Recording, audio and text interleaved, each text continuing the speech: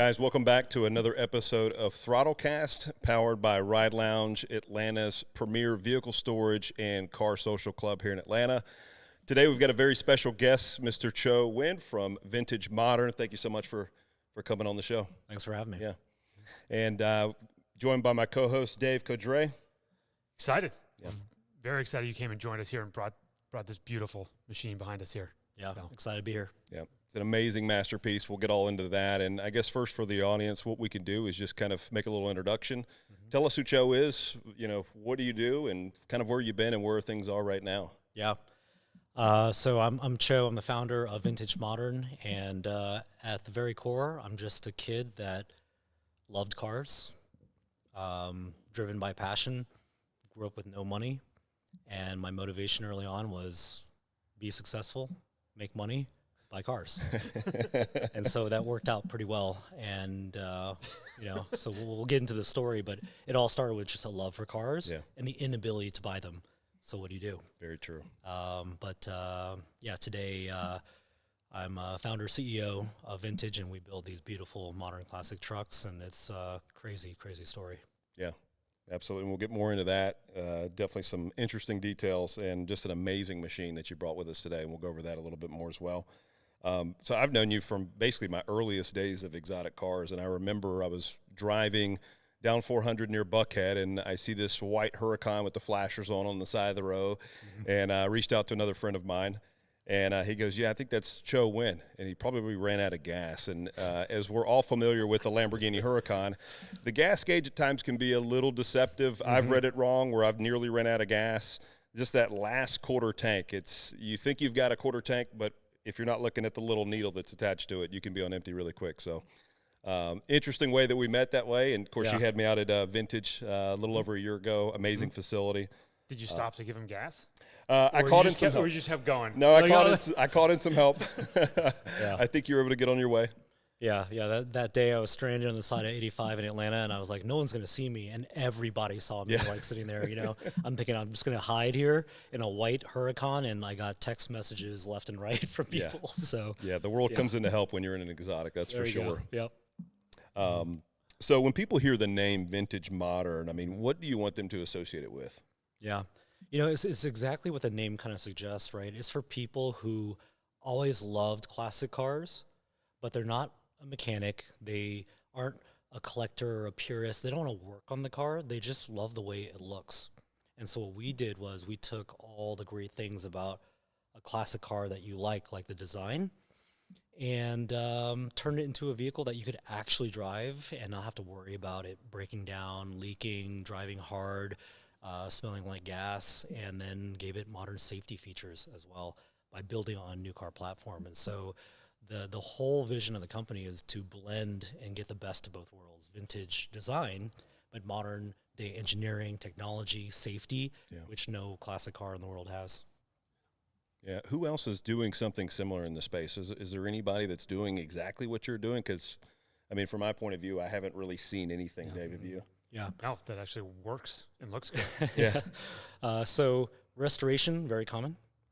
Resto-mod, modern restoration, modified restoration became all the rage because the market was shifting, right? So it used to be that the hardcore purists who grew up in a time where they wrenched on their classic car with their dad, their uncle, their grandpa, as those people aged out, you had new people coming into money who maybe were 20, 30, 40, and now they're coming in a time where they want to buy a vehicle. And then for them, they grew up in a time where everything worked, right? Modern day technology, modern day engineering. Like we get in our cars today, we hit that button, it's starting. We take it for granted, for sure. Yeah. And then you're going to get there. Now imagine the time where you turn it and you're like, you hope it starts. And then you drive it and you hope you make it there. For people that grew up in a certain age group, I think that those people, it's a non-starter for them, right? The idea of being stuck on the side of the road, fixing your car, they have no idea how to do it. Yeah. And for people who can, great, but I think what we found was that the further in time you get, the more spoiled and conditioned you were by modern day engineering and reliability, it's very hard to go back. Yeah. And so I'm of that age group. I love cars. I'm obsessed with cars, but I have no time to fix my car. Time. And even if I could fix my car, I have no desire to fix my car. And so to answer your question, restoration used to be, you know, kind of the thing that people did, all numbers matching, all original. Like you brag about, oh, this is all from the 60s, like Here's every all bit the of stuff it. that doesn't work. I put it all in one car. It is fantastic. Right. And the reality is, as we talked about, is the nostalgia wears off very quickly, especially if you're at this price point where you're used to nice stuff that works well. But even if you weren't into the high premium luxury market, new cars today just work, right? Yeah. And so now you talk about the G-Wagon, Range Rover, you know, Urus, Bentley crowd. They're used to not only it working, but all the creature comforts, all the luxury, all of the premium things you get when you buy a car at that price point. And so as Restomod became the hot thing, it clearly pointed that the market wanted more modern, right? And so there's a limitation to how modern you can make a classic car. You still have the constraints of short wheelbase, narrow track with old geometry. And so the way we view ourselves is that it went from my old Bronco, and we can talk about that, to restoration, to Restomod, modern restoration. And so today, there's no company that I know of at this level of quality and scale that's gone to the lengths that we did to create a truly fully modernized classic. Yeah. And so I would think of it as restoration good, Restomod better, but a fully modernized classic for the person that wants everything with no compromises. That is the best. That's amazing. Definitely a winning formula. Is there a way to like put a hard button in it so when you get in, like something doesn't work and you have to go figure it out so you can feel like you have that car, but you just don't know what it is and you can't get it to start? Yeah, let me You think hit about like it. the save me button and it's like, all right, okay, couldn't figure it out. There we go. Yeah. You get that spice of something that doesn't work very well. Yeah. Well, the other thing to point out too is that I you know this, Grant, I grew up with no money at all, and so growing up with no money but loving cars, figuring out how to get it, and then I've had over 50 cars since I was 21. So since I figured out how to win in business, then I was able to check the box on my car craze. So I've had Ferrari, Lamborghini, Aston Martin, McLaren, AMG, everything you can think of. Yeah. And the story behind it all is that I always thought that the old Bronco was a cool looking car, and I wanted it since high school. And when I got that thing, it had so many problems. It was unbearable. And that drove me to go, okay, well, I'm just going to make it better. And it literally went from like fixing my own car to a hobby side, you know, kind of business to, oh, wow, no, this has legs, to then I went all in on it. And it all stemmed from just trying to make it better. That's amazing. Yeah, full of passion, it sounds like. And then here we are today. Yeah. And you guys are doing incredible numbers. So hats off to you for all the success so far. Yeah, appreciate it. I mean, it started as a labor of love from one guy, but the real the real advantage we've had is we built an amazing team of people who have that same passion, eye for detail. They understand what the mission is. They have the same level of obsession. And unlike a company with employees who have jobs, we have a team of people who are just passion-driven, love what they do. That product you can only build if you absolutely love it. Yeah. So it's been an incredible journey, but I got to give a shout out to the team because it's a hand-built car, 900 hours of labor. If you don't have great people, you're not in the business. Like you said, they've got to be submitted under the mission. I think that's the most important part and probably the best quality of anybody that you employ. Yeah, So- it's without question. 900 hours. How long does that take?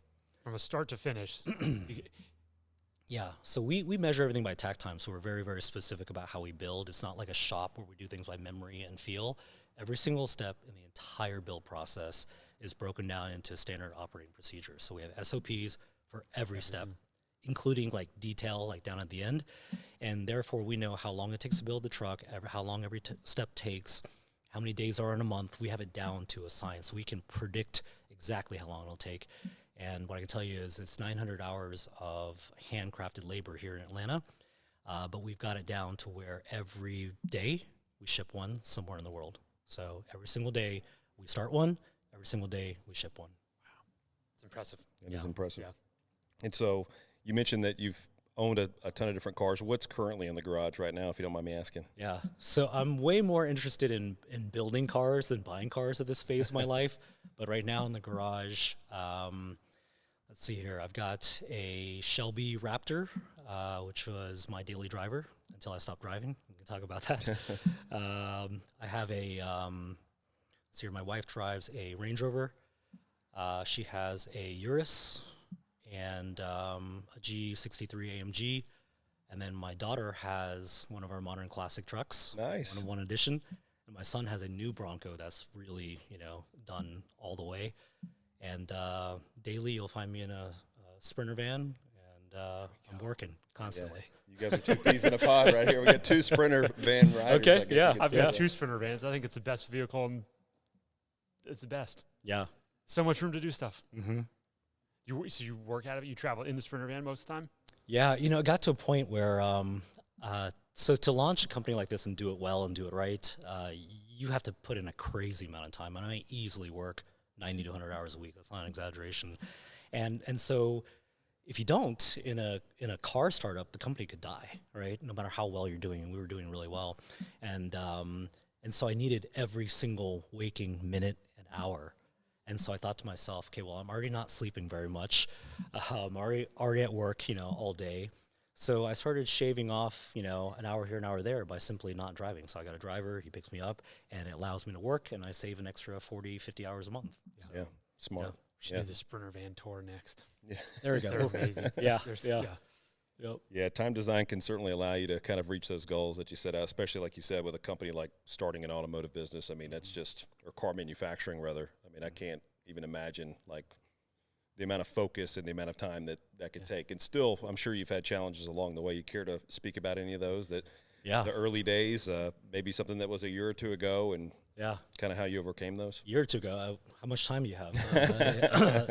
Every single day. And I think startups in general are misunderstood, in the beginning, you have lots of problems. And anyone that tells you don't is just like, either extremely lucky and an outlier or just lying to you. In the beginning, all you have are problems. No, you're trying to build a physical product, and then you're trying to build a vehicle. It's got to be one of the hardest types of company to start, because to build a vehicle properly, right? People are putting their families in this thing. They're driving it on the freeway. Literally every single nut and bolt must be accounted for.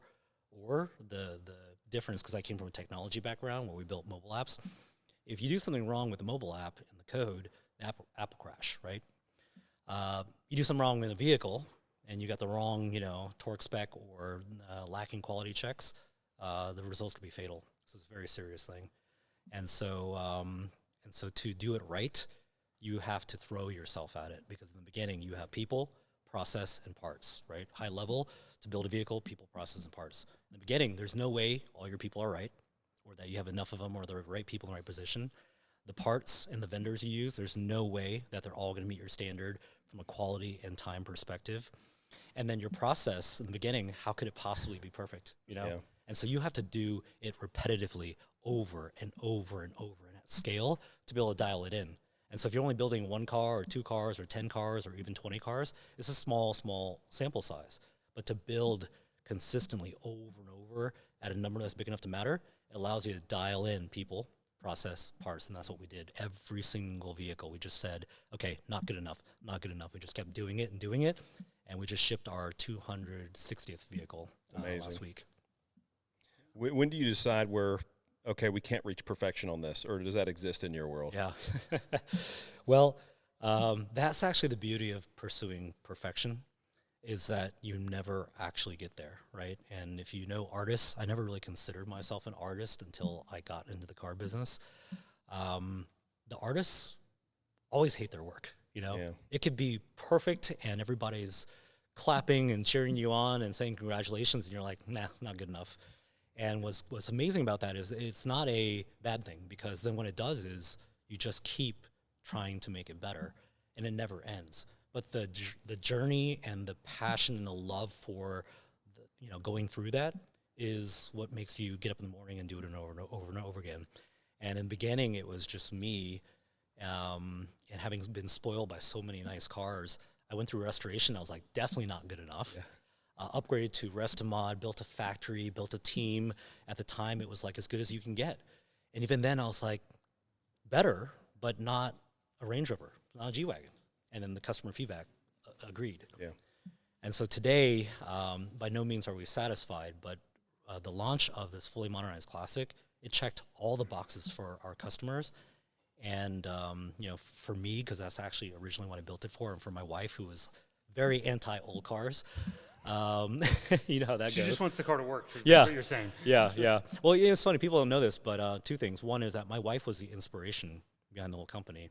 Because, you know, as men, we can deal with gas smells and leaks, and we're like, it's kind of part of the experience. Yeah. But I took my wife on a date night, and I took her to a nice place. And it wasn't even that far away. And the whole time I'm having fun, I'm all excited. We get there, and she just looks mad, you know, at the end of the ride. Harsh ride, bumpy, you know, scary, loose steering. But the thing that the straw that broke the camel's back for her was she was, like, smelling her hair, and she's smelling her dress, and she's like, I'm not doing this anymore. Fumes. You know? Yeah, fumes, gas, like carburetor. And it was that moment where she said to me, yeah, you got to get rid of this thing. And, you know, love my wife, but I also love that old Bronco, so what do you do? And it actually was the inspiration. I'm like, okay, well, I'm going to make it better. I'm not going to get rid of it. I'm going to make it better. It's amazing. And if you had told me then that we would be here today, I would have laughed at you. Yeah. There's no way, you know? So be careful what you wish for. That's because, you know, I was just trying to fix my old car. And at a certain point, you know, let's say you start down this journey, you reach a point where you're like, there's no turning back, right? We're going to get this done. Yeah. Do you have any personal, like, vehicle unicorns? Maybe a car out there that you haven't quite nailed down yet and put it in your garage? Maybe something you aspire to get one day? Anything like that? Yeah, definitely. I think we all do, right? Yeah, of course. There's always a unicorn. But it's funny, yeah, as we really got serious about building cars, it became such a focus that my car consumption dropped a lot because I just didn't care, and I had no time to drive it anyway. Yeah, I'll answer that two ways. One, we're about to build and announce and release my next dream car. We're going to build it. Exciting. And all I will say is that it is fast, it is light, and it is loud. And it's 810 horsepower. So we'll launch that, and you know, we'll come back when we release the model. Yeah. But that was one of my dream cars. But same concept. Always wanted it, like many people out there, but just can't deal with the problems. You know, so if we can give them everything they wanted, we think it'll be a big deal. So that's one. The one I actually would buy would be the new remake of the Lamborghini Countach. Great choice. Very, very few companies get the remake and Restomod, you know, new version of the old right. Very, very few. You can list them off. But Lamborghini, they nailed that Countach. They did. It looks sick. I love the roof panel too, the glass. Yeah. That's a nice touch. Yeah. And of course I have a Type, right? So now I'm into old cars, but I just don't want the problems.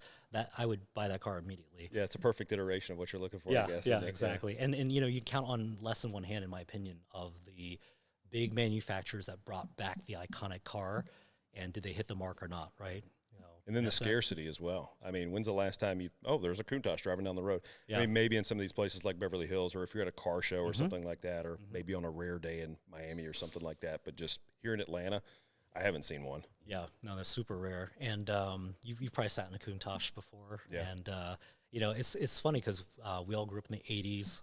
Maybe you're in the later 80s. Yeah. And Mid-late 80s. so in the time, you know, we had posters of cars on our wall. Yep. And that was probably the Countach, Turbo Porsche, and Testarossa, right? So I grew up idolizing those cars. So when I first saw my first ever Countach, I was like, oh my God, like, I want this. And I sat in it and I was like, wow, this is really flimsy and cheap, and it creaks everywhere, and the buttons were melting. It was actually at Cars and Coffee here in Atlanta. And I was like, yeah, no, I think it looks cool, but I probably couldn't do it, you know? And I had nowhere in my vision was that I was going to go after that problem, but it makes sense, you know? And, but yeah, Countach, new version of that, I'd be all over that. Yeah. Yeah. Great choice. And then so rewinding back to the early days of your business, it had a little bit different of a name. Let's talk some about that if you could. Yeah, sure. Yeah, in the early days, so I bought my first Bronco in 2017. That was a 1970 Grabber Blue Ford Bronco. Had it, spent more time in the shop than me driving it, and leaked everywhere. Every time I started that truck, it made my whole house smell like gas. And at the time, I just built a new house. I had a tile garage floor, and my wife was so mad because there's just black spots everywhere. And she's like, why is this happening? And so that was 2017. I sold that truck and I missed it because even though I had, at the time, I probably had a 458 Ferrari, the Huracan at the time, H1 Hummer, G-Wagon, all the normal stuff that you buy when you're looking for cars at that price point. But I missed that old Bronco because there wasn't anything like it. It just looked so cool. And so I bought 3 more. I didn't tell my wife. And they just show up in the driveway, and she's like, what are you doing? Well, next time you do that, you can just bring them here. We'll store them for you. There we go, yeah. Yeah, well, I learned early on that with car buying for a guy, you're way better off begging for forgiveness than asking for permission. That's right. Were they 3 non-working ones, or do they all actually drive? Well, they were all working, but didn't work well, And the whole goal was to buy them and, fix them up. And so it really went from that first one and then just kind of dabbling, partnering with mechanic. And the real tipping point of vintage Broncos when I first started officially in 2019 was the social media. Huge lever for the brand. And I actually believe that if we hadn't done that well, the company may not exist, right? Because it's hard to start a company in the automotive space and build trust and credibility and an audience and leads, right? Yep. And the crazy thing that if you know our social media, Vintage Modern, and it reaches almost 100 million people per month. Incredible. And it has about 4 million followers across all the platforms. But it started with 0. And so the history behind that is I just started taking pictures and video of the car I loved. That was it. It is as simple as that. And because I loved the car so much and I thought it was so beautiful and so good looking, it was easy for me as a photographer, videographer to do it. Yeah. I'd never taken pictures or video of stuff before, and I definitely didn't post on Instagram because I'm kind of past that age. And I had to ask my kids at the time, who were like 8 and 10. I'm like, how do you use this thing? Sure. Oh, so yeah. I'm an old guy, right? And what's crazy about it is that just simply by taking pictures and video of this truck and posting it for the world to see, people started flocking to it, and they're like, "Ooh, I like that too." And I think that the rise of our brand and social media, it created a certain amount of leverage and unfair advantage for our brand, because that's kind of like today's currency, right? Like if you have that and you have a lot of followers and who follows you and who your customers are, you can build instant trust and credibility. Mm-hmm. And so we're doing that. And I'm just thinking, wow, 0 followers, 1 follower, 10,000, 50,000. I thought, wow, if we ever hit 100,000, I'd be so impressed, Yeah. And today it's around 4 million. But then it started attracting celebrities and athletes and all kinds of people that we would normally not have access to.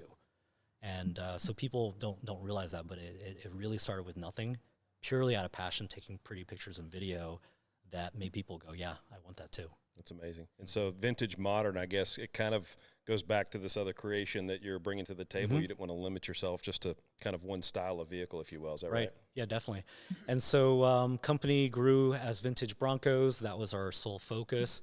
And it got to a point where it was very clear this has traction. A lot more. People want it. People love it. And it was 2 audiences: people who could afford the car and wanted the car, and people who couldn't afford the car, but it became this aspirational thing, right?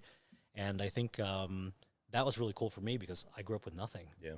And so when I hear people say, when I make it one day, if I win the lottery one day, I'm going to buy one of your cars, that blows my mind. Do you have posters? Can you get a poster and put it on your wall still? Or is that like... Yeah, we should do that, right? Totally. I mean, that's where it all starts. So you have a poster on your wall, you're like, I guess now they just have a picture on Instagram, but there you go. The poster on the wall is still iconic. Yeah, and I can't tell you how many kids, when I used to work for Motorcars of Atlanta in sales, how many kids would come in with their parents. Mm-hmm. There's that kid probably with a poster on their wall, mm-hmm. and the next thing you know, their dad's buying an Aventador SV, or what have you. So now it's video games. Mm-hmm. You look at Forza. Mm-hmm. I mean, it all stems from the youth, really. Yeah, definitely. Well, back to your question about the vision of the company is that when we started realizing this is going to be really, really big, it wasn't limited to Broncos, right? It was very clear that the concept is what people loved. Yeah. Vintage looking, classic inspired design, but give me everything in my Range Rover G-Wagon. And so I looked down the road a few years down the road, and I was like, no, this is not a Bronco building company. This is a car brand that takes classic inspired design and merges it with modern technology, design, safety, and engineering.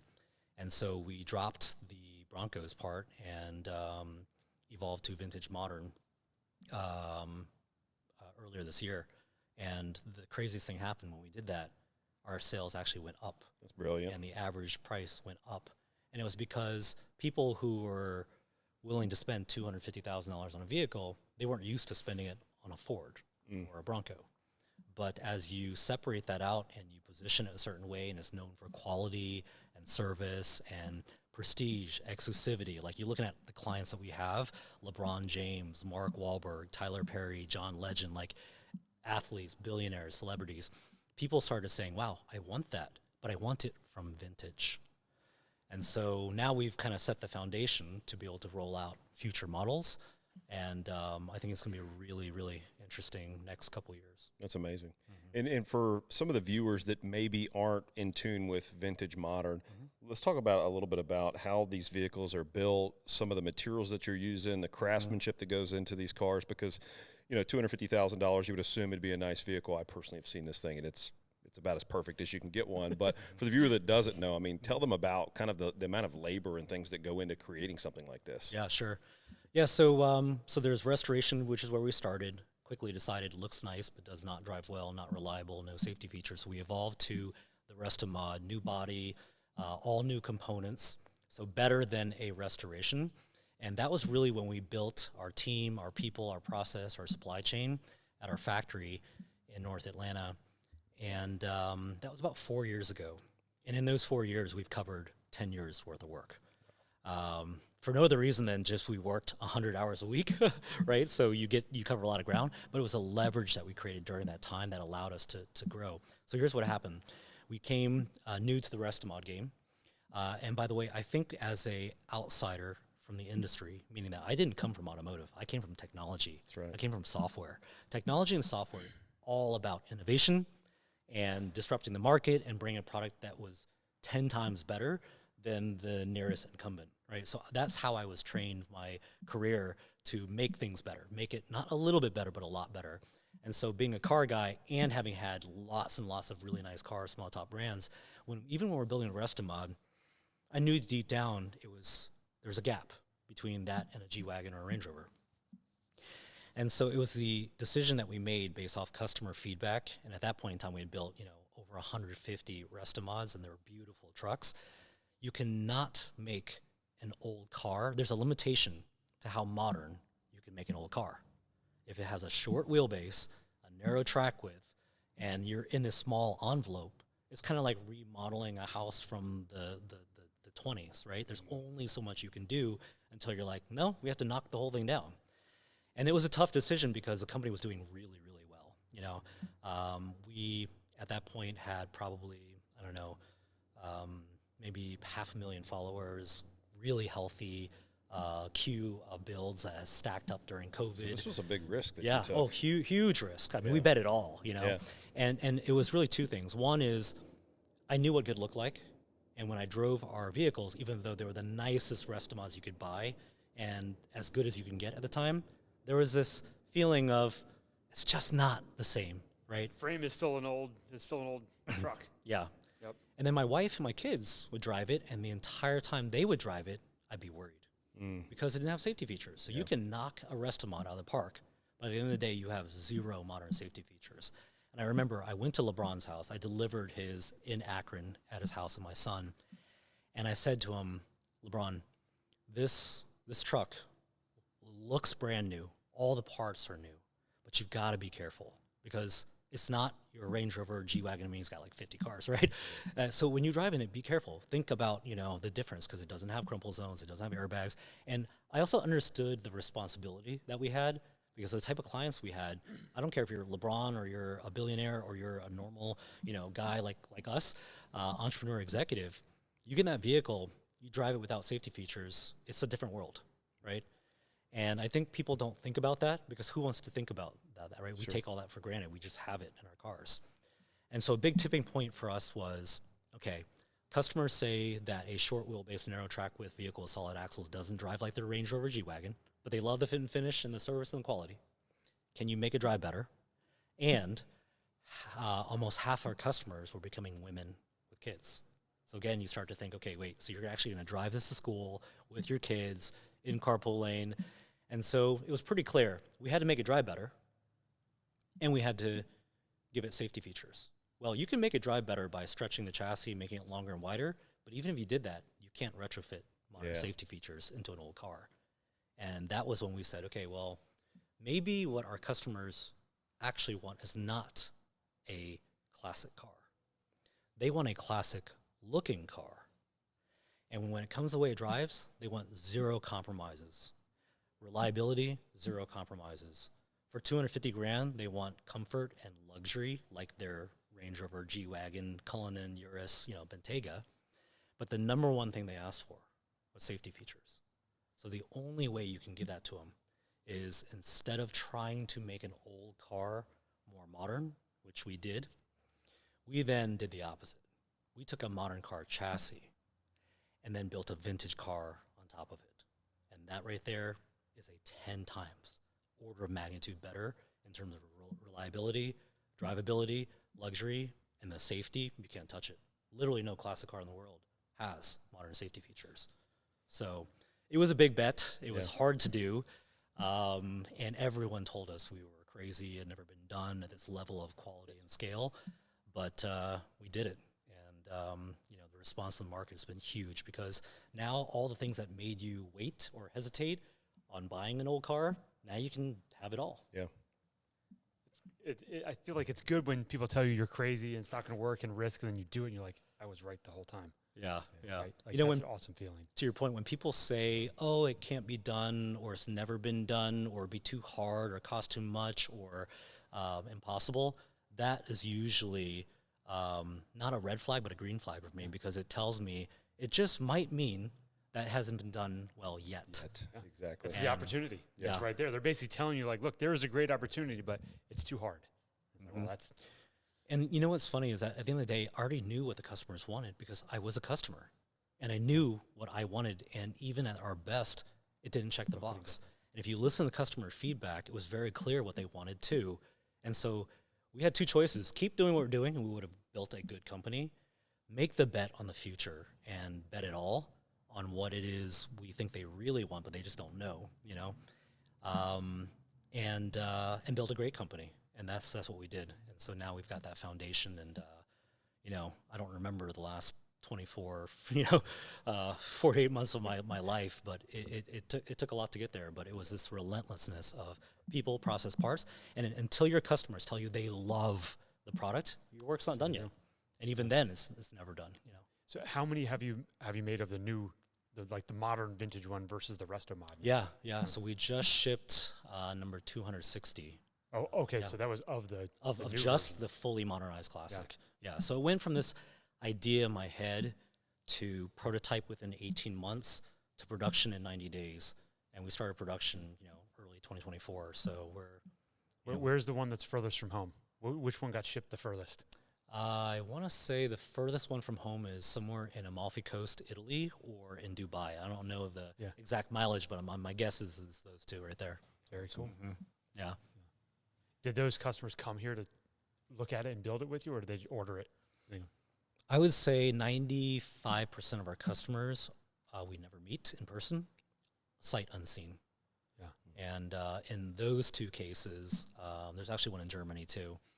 Two of them we shipped. One of them by boat. The other one, they flew the vehicle to Germany. That was the founder of Red Bull. So very cool. Mm-hmm. That's a different budget. Yeah. Yeah. You could get it there pretty quick if you put it on a plane. Yeah. So yeah. And so people can purchase them directly from you, but I think at a certain point you introduced a dealer model, or no? Yeah. Yeah, we have a couple of partners. Post Oak Motor Cars out in Houston. They're a Rolls-Royce, Bentley, Bugatti, Lotus dealer.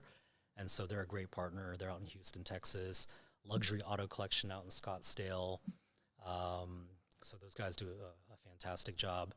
And we've got a lot of interest, and we're just trying to figure out, is this a dealer play or is it just direct to consumer? And they got to be able to service the level of quality that you're putting out. Right? It's got to match because that's where they're getting it. Yeah, no, I'm glad you brought that up. So our philosophy on service is kind of, it's been called just crazy. And so back when we were building Restomods, going back to like me growing up with no money, to me, if someone's going to purchase a vehicle from us, and it's a $250,000 plus investment, that's an obligation, right? And we don't take that lightly.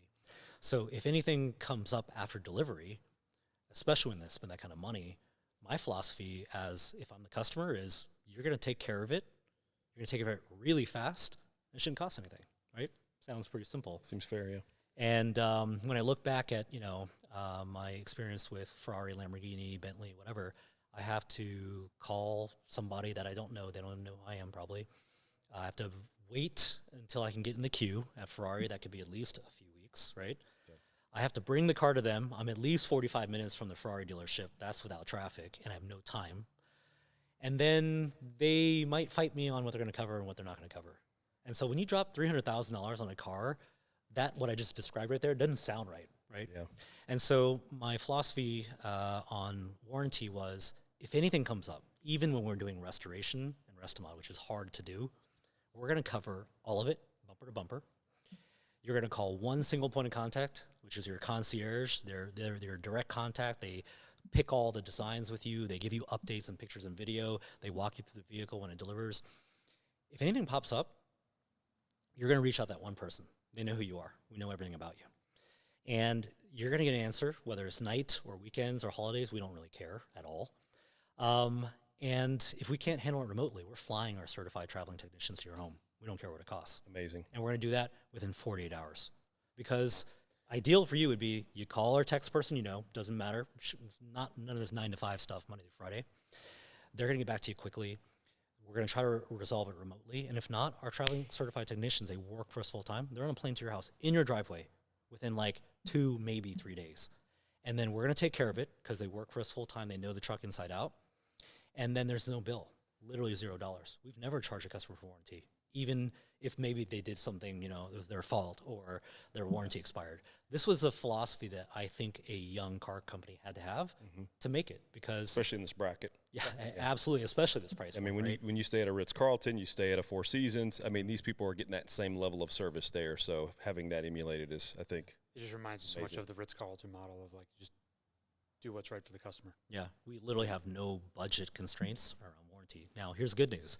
Because it's built on a modern 2025 chassis, the difference in the kind of quirks and problems and things you'll have compared to a custom hand-built vehicle, even when you're building it really well, which we did, it's night and day. It's not even close. And I think that people don't understand that it's either built on an assembly line with tier 1 parts from tier 1 suppliers, and the people don't understand this, but when you build on a Ford chassis, the level of quality that exists there compared to a hand-built shop where things are done by memory and feel, and it is 2 different universes, right? And so it's not that we're offering sleeves off our vest here, but we know it's going to be quality. We know the way we build it has so many layered audits and quality checks that we're extremely confident. But it's more the signal to our customer that, hey, listen, anything comes up, you call us, we're there. We don't care. No matter to us, because I didn't actually start the company to make money. I just did it because I loved it. Yeah.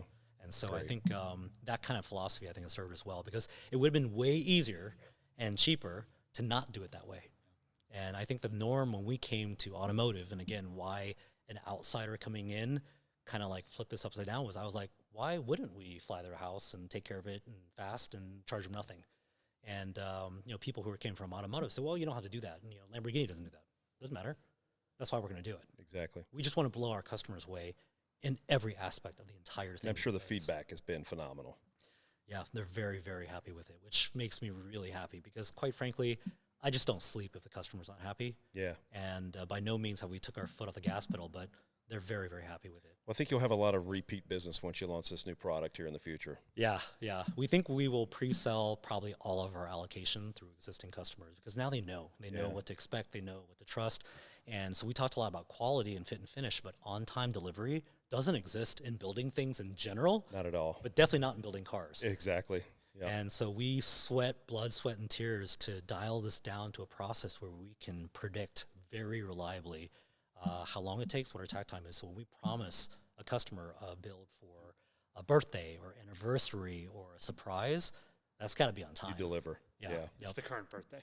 Yeah. It's not the next one. There we go. Yeah, exactly. We'll hit one birthday eventually. Yeah, yeah. And I've been on the other side of this. So, and I think part of it is that, being a crazy car fanatic and having bought so many cars, I knew what the customer wanted. Yeah. It was exactly what either I got or didn't get. Exactly. And so, I can't tell you how many cars I've ordered that didn't show up on time. And, okay, cool, maybe I'll have it for my birthday. Nope, going to miss that. Okay, well, maybe I'll have it for, Christmas. Nope, going to miss that too. And you can imagine during COVID and supply chain crisis, it was an absolute nightmare. We're literally waiting on a Ferrari, but it's been stuck at port since September. Oh, gosh. Yeah. And I'm sure that guy was told, hey, it'll be 6 months. Hey, it's going to be 9 months. Hey, it's going to be 2 more months, and so, overpromise, underdeliver is kind of prevalent in the business. So for sure. being able to underpromise and overdeliver or get exact, to your point, is just something that doesn't really exist with a whole lot of other brands. And our philosophy is very simple. We're going to aim above what we believe our customer expectation is going to be. And we set it really, really high. So we've had consultants come in from Detroit who work with all the big OEMs. These guys, they know quality, they know automotive, they know, all these little details. And when they tour our facility, they use the word elite. And they say, you're doing a lot of non-value added things. I'll give you an example. On a panel, there's a term called allowable defects per panel on the paint job. Right. So you can have a G-Wagon, and Mercedes has a spec, and there's a certain number of imperfections that are allowed.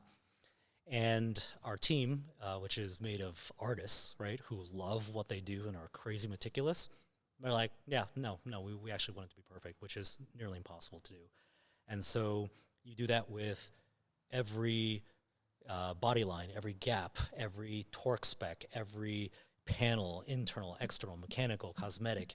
And when the customer gets the car, they're like, wow, it's actually better than I expected. And you only get that because you strategically say, we're going to deliver more than you're used to, even if you have a $250,000 AMG G-Wagon. Yeah. We were talking about this before the show, is That's that right. those panels don't actually match up, right? And if you really inspect a mass-produced vehicle, even at a $250,000, $300,000 price point, you'd be very surprised what is allowable and what's not. And so even though we go too far, it doesn't matter to us because we have that safety net that, the customer's never going to say it's below my expectations. And there's nothing worse than building someone a product for $250,000 plus and have them be disappointed. Yeah. I'm just not interested. I agree. Yeah. I can't tell you how many cars came in brand new from the factory, $200,000, $300,000, and we've literally got to spend $1,000 just to do a full paint correction on a brand new high-end car, which should never happen. Yeah. But they're like, oh, it's hand built. You're going to see some imperfections. It's like an excuse for making it not work well. You buy a brand new Toyota Camry and the thing's perfect, just about. So We have customers. So in the beginning, we always had, G-Wagon, Range Rover, Rolls-Royce, Bentley type customers. Well, recently we've been getting into supercar and hypercar customers. And so you probably know these guys. Supercar Ron, big internet personality, has every kind of car you can think of, multi-million-dollar collection. He has one of our builds, and he constantly posts about the fit and finish, the quality, the craftsmanship of our vehicle compared to cars that cost $1, $2, $3, $4 million in his garage. We have a guy named Jeff Miller who has a really impressive car collection: Bugatti, Koenigsegg, SF X90, GT3 RS, all good stuff. And I delivered that truck in Pebble Beach at Monterey Car Week this past fall.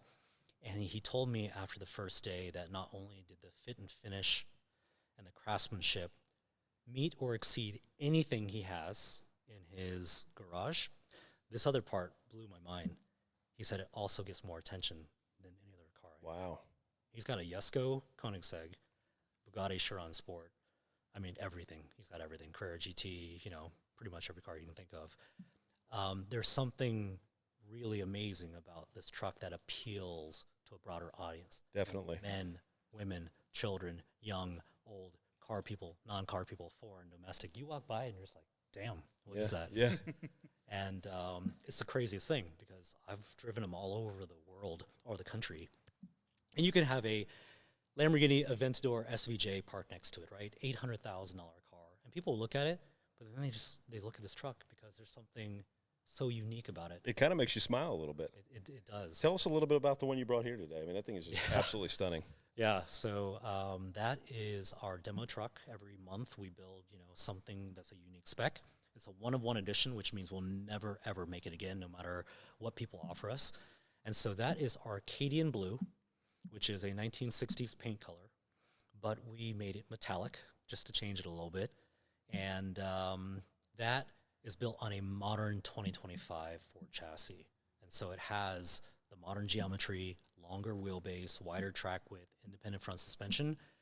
And the biggest thing you get from it is you have crumple zones, 6 airbags, side impact beams, traction control, anti-lock brakes, everything you have in your normal modern vehicle.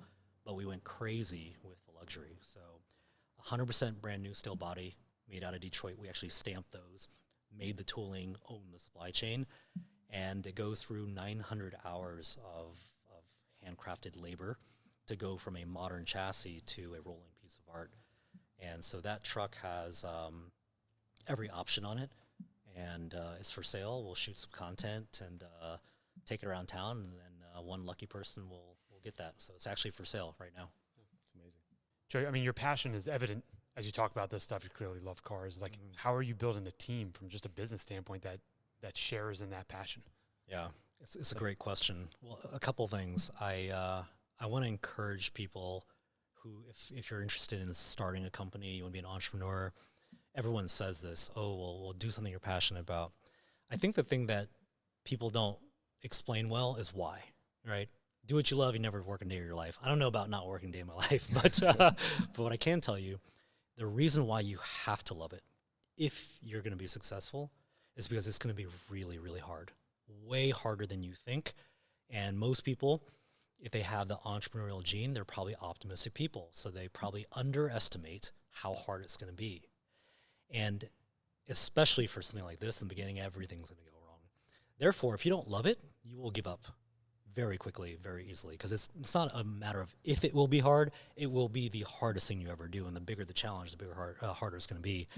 And so that passion thing is so important because you have to be relentless in problem solving and overcoming obstacles and objections. I mean, everything you can think of, people, process, parts, legal, compliance, everything can go wrong. And so you have to have that wherewithal and the persistence and the relentlessness. And that usually comes from loving it so much, you just don't care what it's going to take, And so that was definitely me in this case. Now, you can't do it alone. Huge undertaking, right? So today we have about 140 employees. I started this in my driveway just a few years ago. And the real key to that is we don't call them employees. And when they say, I love my job, I actually don't let them call it a job.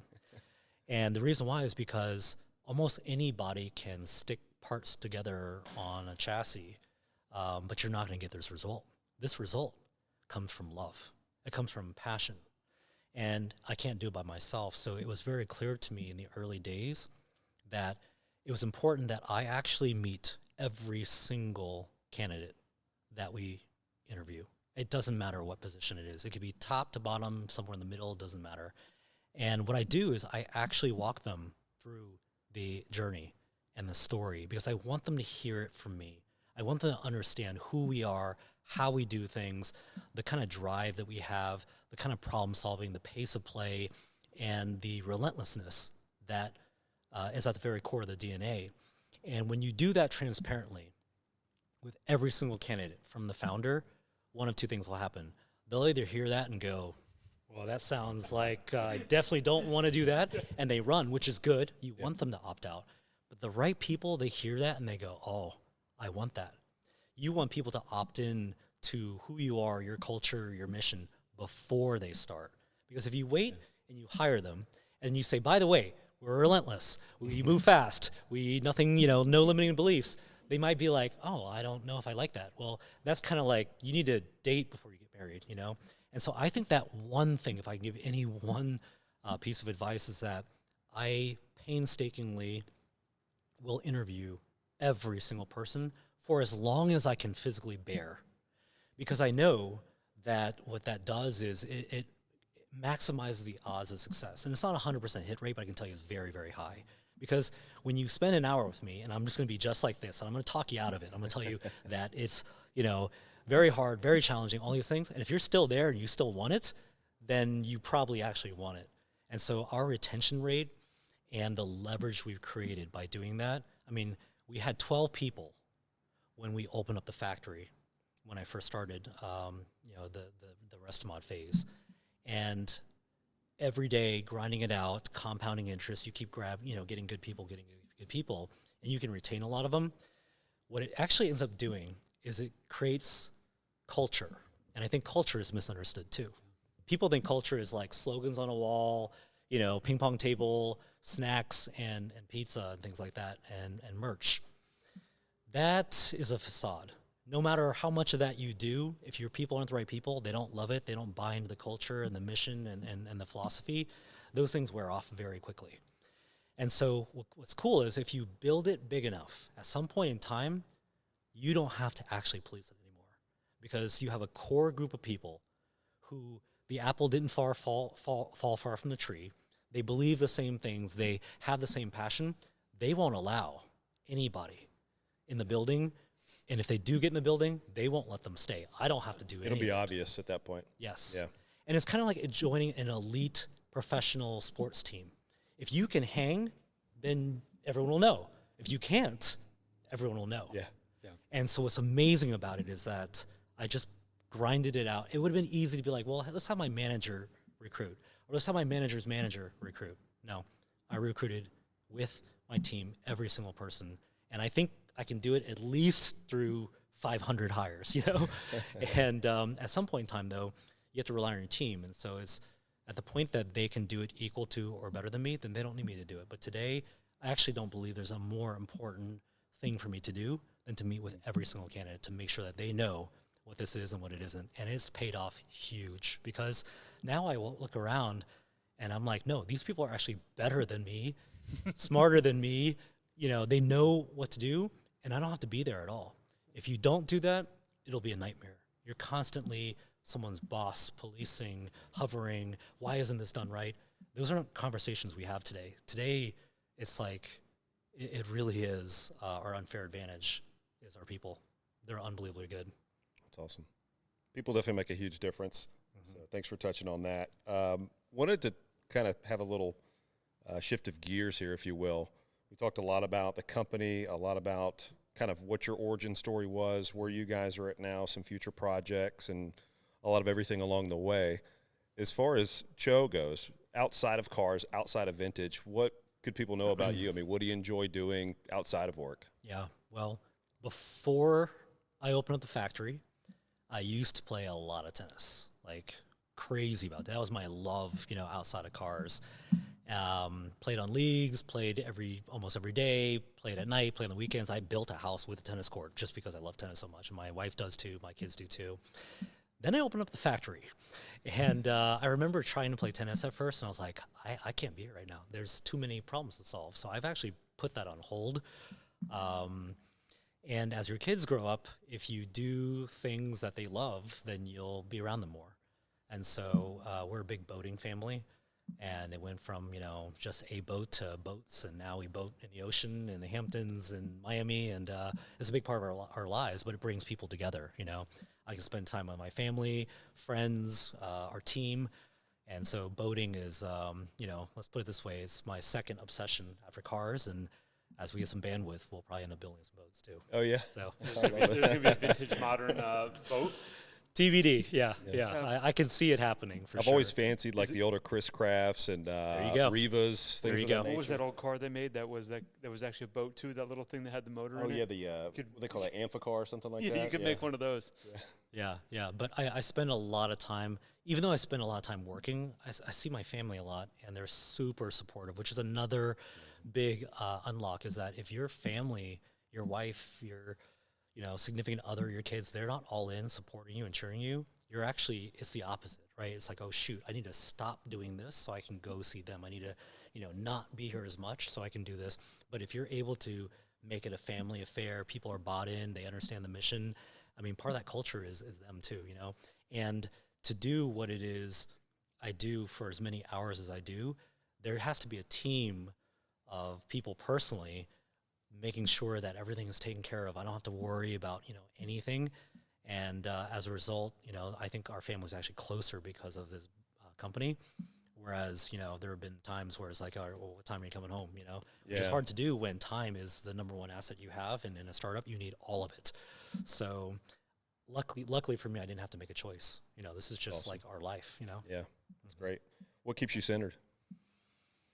Gosh, what keeps me centered? I have one mode, I think that if there are problems, I'm unhappy. And the only way to make the problems go away is to solve them. And so that's actually the job of a founder CEO. You are chief problem solver. And if you do a great job bringing in the right people and the right team, you have lots and lots of problem solvers. And so in the beginning, I literally was solving every problem: marketing, sales, supply chain, product, like everything, right? And now when you build a great team, they're solving it and you teach them how to solve it. And when people can solve problems, they feel very empowered. They feel extremely satisfied and happy, and they feel valuable because they are valuable. And so what keeps me centered is, if I open my eyes in the morning and I'm breathing and I'm awake, I go right into problem solving mode and I go solve the most immediate, biggest problems and recruit. And if you do those two things and you're delivering a good product on time, high quality, great service, it compounds very, very quickly. So yeah, but back to what you said, it's never perfect. So you just keep solving it. But if you love it, then you never get tired of it. What's something people would never guess about you? Wow.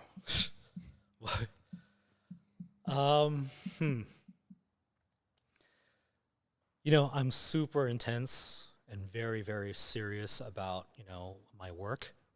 But if I'm not having fun, I'm out, And as hard as this is, as challenging as it is, as big of a vision as we have and how far we've come, and just gut-wrenchingly difficult it is, it's fun because winning is fun. Being around people you care about and are growing and you love is fun. Watching them win is like having kids and watching them achieve things. You're just like, great job. Yeah. So, as every single day we walk in and everybody knows on the team, like, okay, this isn't good enough. That's broken. We need to fix that. We need, but we're having fun doing it. How can you not have fun building cars? If you love cars and you're doing it on a big stage where millions and millions of people are seeing it and the kind of type of clientele that we have, it's a very fulfilling thing to do it on a public stage, let alone just doing something you love. And so, yeah, fun. I know I haven't mentioned that word. It's actually, that's all I care about. If I'm not having fun, then I'm not interested. So, yeah, I think every day is a fun day of just like going out and trying to crush it. Yeah. And so as serious as I am, I'm constantly smiling, laughing, and also just like unhappy, It's awesome. Yeah. I guess forward thinking, I mean, you've done an incredible job so far with Vintage Modern. Where do you guys see yourself maybe 3, 5, 10 years down the road? Obviously, there's another product coming out, but what does like the grand vision look like ultimately? Yeah, well, a couple things. I think that the number one asset that all of us have on this planet is time. And we all get the exact same amount, 24 hours. Doesn't matter who you are, how old you are, rich, poor, doesn't matter, 24 hours. And so the way we invest our time, who we do it with, how we go about it is everything. So when you ask me 3 to 5, 7 years, that's dog years. To me, a year is not a year. That's like at least 3 years, the way we go about it. Yeah. The amount of time we're willing to sacrifice and the leverage that we create within that time. So when you say 3 to 5 years, this is where I see it. The world wants this, not because I want it or because it's a cool looking thing. This is what the world wants. Demand, you can't determine demand. It's either there or it's not.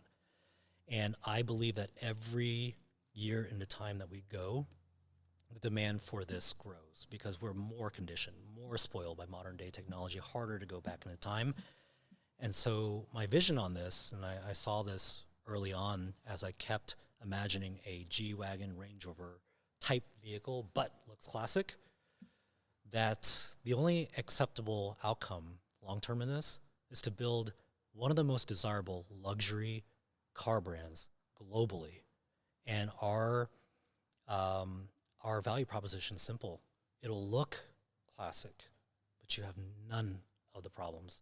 And there's a whole list of vehicles we can do that with. It just happened to start with the one that I bought that had all the problems that led us to this. So, fast forward 3 to 5 years, hopefully I still have, hair at that point in time. I think he's making fun of us, Grant. Yeah, oh, shoot. Didn't think about that. But all kidding aside, I think what's going to happen is that we will have inserted ourselves firmly in the conversation of, well, for $250,000, you can buy a Ferrari, a Lamborghini, an Aston Martin, a Bentley, or you can buy a classic-inspired vehicle from vintage. And I believe that at that point in time, we'll be a full-blown car brand with global dealerships and distribution, and we'll be known for quality, and the thing we'll never let go of is service. And if we can deliver on that, to me, that's why I get up every day. I love it. Yeah, it's amazing. All right, quick rapid fire, and then we'll kind of conclude here. So, Okay. Dream 3-car garage today. Go. Ah, jeez. Okay, gosh, this changes a lot. Okay, well, Lamborghini Countach, have to have the new one, not the old one. I'm motivated by things my son likes, so he really, really wants me to get a Porsche GT3 RS. So that's in there. My son's the same way. Okay, yeah. And then it'll be one of our vehicles, whether it's the truck or the next upcoming one. I'm building my dream cars, so for sure it'll be one of those. And 3-car garage is not enough. Oh, I So, know. but if I had to choose today, that'd be my answer. Good deal. One car you've owned that deserves more love. Deserves more love. Deserves more love. The way I thought about buying cars, because when you have had 50 since you're 21, you basically bought 2.5 per year. I always like to experience them all because they're all a little bit different. Yeah. I rarely regret selling any of them, but there's one that I regret. And it was a highlighter yellow, I think it's called Electric Beam, Mercedes G-Wagon 4x4 squared, full Brabus, everything. Oh, love it. And it was, I don't know, it was just a cool truck, right? The color was crazy. That was an expensive paint option too, wasn't it? It was like a $20,000 Like Yeah. a option. glow in the dark paint. Yeah, Yeah. yeah, But but so you're not missing that then. yeah, the amount of carbon fiber bits it had on it, it had to have been the most optioned carbon fiber Brabus bits. Everything was done to it, tune, a lot of exhaust. I miss that car. I should have never sold it, and I think I ended up going to Dubai somewhere. I personally love Brabus as a brand, and so I can attest to that. I Yeah. actually sold one. We had it was a G700 63 2-axle truck, and this was at the time where the 6x6 wasn't out yet. Okay. So they made 3 of these, and then they canceled the program and came out with the 6x6, which was interesting. So we had a tough time selling it just because people didn't know what it was. They were like, oh, it's not a 4x4 squared, and it's built on a G63 chassis, but it was an incredible vehicle. So I can attest to the quality that Brabus brings to the table. So Yeah, no, they Definitely do a great relatable. job. Manual or automatic forever, If I can only choose one, if you can only choose one. oof, I'm gonna get killed for this. I know. Probably automatic, but for no other reason than I need to multitask. But in the upcoming vehicle that we're building, that's definitely going to come in a manual. Great answer. because It belongs in a manual. One build trend that needs to go. Ooh, I'm gonna get killed for this for sure. Electric. Okay. No, you know what? I've actually had 2 Teslas. I'm not anti-EV at all. We actually built the first Bronco electric EV prototype powered by 12 Tesla batteries. Wow. Because at the time I was thinking that the market was just going to continue to go EV, And I think had we invested all in on that, we probably wouldn't exist. And so today we have in our factory one electric Bronco powered by Tesla. So Very cool. Yeah. One trend that you hope never disappears. It's not even a hope. It's just what I know. I think no matter what comes out next year, the year after, a decade from now, classic will always be in. And that's true for cars, for clothing, for, home design. I mean, what is old is new again, And so I think when it comes to classic design, I can name them off. I mean, you look at the Defender, the NSX, the Supra, you can make a whole list of the vehicles that came back, and they missed the mark, in my opinion. And it's because there's something timeless and different and unique about classic design, like that Land Rover Defender. I love the Defender. Yeah. I always, one in one. Anything boxy, utilitarian, classic in design, I think is always going to be in. Good stuff. Yeah. So if somebody's looking to buy or purchase a vintage modern from your company, how do they find you? I mean, you've got 4 million already that are following you right now, but if you could just tell the audience, where to check you out. Yeah, so you can go to vintagemodern.co, which is our website, vintagemodern.co, and we have inventory listed. They go very, very quickly. Custom build is a big preference for our clients because they want to be able to customize it. So you can go on our website and find our configurator, which will show you all the paint colors, all the interior colors, all of the options. And on social media, whether it be Facebook, Instagram, YouTube, TikTok, we're all over that. We're constantly posting our work, which is a big part of our DNA and our culture. And so you want to check out our work every single day, 3 times a day, 7 days a week. I did the first 4,600 posts. You'll see it on there. And we post unlisted vehicles like this one that we built. And so they can DM us. Text is a big channel for us, or go to vintagemodern.co. Excellent. Well, Chau, I appreciate you coming on. Thank you so much for gracing your presence here, bringing this vehicle out. And, without further ado, I guess we'll wrap it up. Check this thing out and see it. Cool. It's amazing. Yeah, thank you for having me, and awesome what you guys are doing here, and proud to be part of it. Awesome. Thanks. Appreciate it.